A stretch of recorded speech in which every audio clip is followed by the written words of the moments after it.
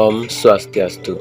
Perkenalkan, nama saya Putu Nambara, MPM 133. Pada video kali ini saya akan menjelaskan tentang pengertian sel dan bagian-bagian dari sel. Sel adalah unit struktural dan fungsional terkecil dari makhluk hidup. Sel itu dapat dikelompokkan menjadi dua, yaitu sel prokariotik dan sel eukariotik.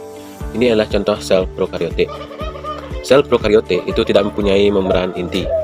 Jadi, bagian-bagian pada sel prokariotik itu sulit untuk dibedakan. Contoh dari sel prokariotik yaitu adalah alga biru dan bakteri. Sedangkan, ini adalah contoh dari sel eukariotik.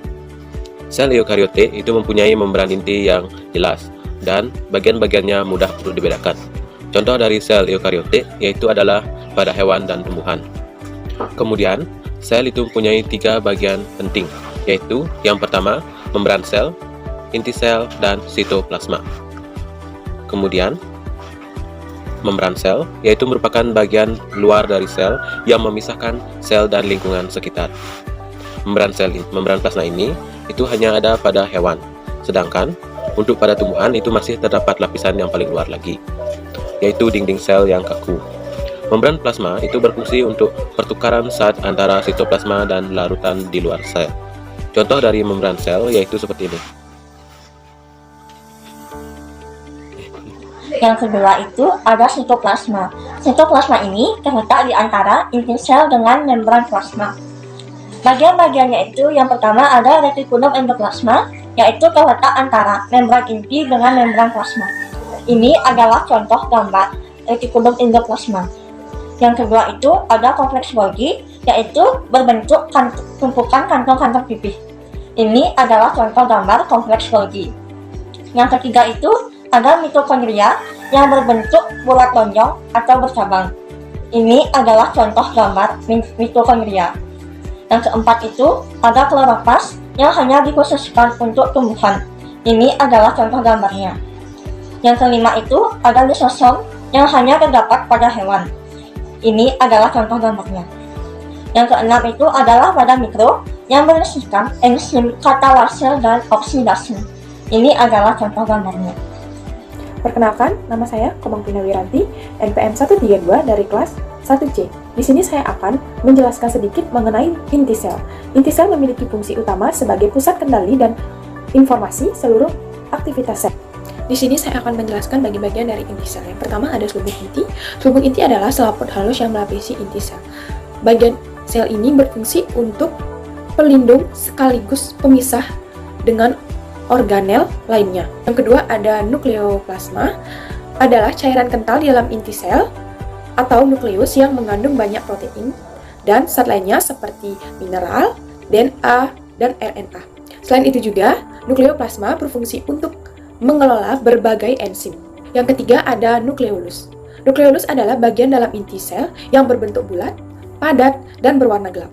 Dan yang terakhir ada kromosom. Kromosom adalah struktur berupa benang halus yang terletak di dalam sel. Kromosom berisi sekumpulan DNA yang menyimpan informasi genetik. Saya Julia Kamalela dengan NPM 220982010 Saya akan menjelaskan pengertian jaringan dan jenis-jenis jaringan. Jaringan manusia adalah kumpulan sel dengan susunan yang serupa. Kumpulan sel ini bekerja sama untuk mencapai suatu fungsi tertentu. Jenis-jenis jaringan yaitu yang pertama jaringan otot. Jaringan otot terdiri dari sel-sel yang punya kemampuan berkontraksi dan memanjang sehingga dapat membuat organ tubuh bergerak. Yang kedua, jaringan epitel. Jaringan epitel tersebar secara luas di seluruh tubuh. Struktur jaringan epitel seperti selimut yang dijahit rapat. Jaringan epitel juga termasuk lapisan pelindung bagian tubuh yang langsung berhadapan dengan lingkungan luar. Yang ketiga yaitu jaringan ikat. Jaringan ikat berperan dalam mendukung, melindungi, dan menahan bagian-bagian tubuh agar tetap terikat bersama. Bagian ini juga mengisi ruang kosong antar organ. Apabila tubuh tidak memiliki jaringan ikat, organ jaringan pada tubuh manusia lainnya tentu akan mengambang bebas dan tidak dapat bekerja. Yang keempat yaitu jaringan saraf. Jaringan saraf membentuk sistem saraf manusia yang terdiri dari otak, sumsum tulang belakang, dan saraf yang menghubungkan semua indera dengan tubuh. Secara umum, jaringan pada manusia mengendalikan seluruh aktivitas dalam tubuh manusia. Sekian dari penjelasan saya, terima kasih. Perkenalkan, nama saya Desa Putu Sri Lasmi dengan NPM 135. Di sini saya akan menyebutkan fungsi dan juga jenis-jenis dari jaringan epitel. Jenis jaringan epitel yang pertama yaitu ada pipih selapis, di mana jaringan ini berfungsi untuk memudahkan masuknya zat atau senyawa ke dalam organ.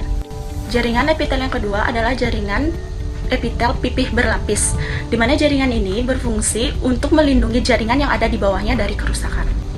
Selanjutnya ada jaringan epitel kubus berlapis, di mana jaringan ini berfungsi untuk melindungi kelenjar yang ada di dalam tubuh. Selanjutnya ada kubus selapis. Jaringan ini memiliki fungsi sebagai produksi dan juga penyerapan senyawa kimia di dalam tubuh. Dan yang terakhir ada jaringan silindris bersila. Jaringan ini memiliki fungsi untuk menggerakkan partikel yang ada di atasnya. Sekian dari saya ucapkan terima kasih. Nama saya Dewa Ayu Puspitasari dengan NPM 130. Jadi di sini saya akan menjelaskan mengenai jaringan otot. Jaringan otot merupakan jaringan penghubung otot dan tulang dan memiliki fungsi utama sebagai penggerak sistem rangka.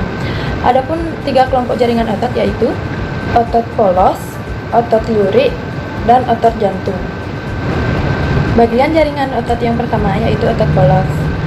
Adapun fungsi dari otot polos yaitu untuk sirkulasi darah dan memindahkan makanan di saluran pernapasan. Yang kedua ada otot lurik. Otot lurik memiliki fungsi untuk melindungi tulang dan menggerakkan otot, namun harus dalam posisi keadaan saat. Tiga ada otot jantung yang memiliki fungsi untuk mengatur gerakan jantung maupun kinerja jantung secara tidak sadar.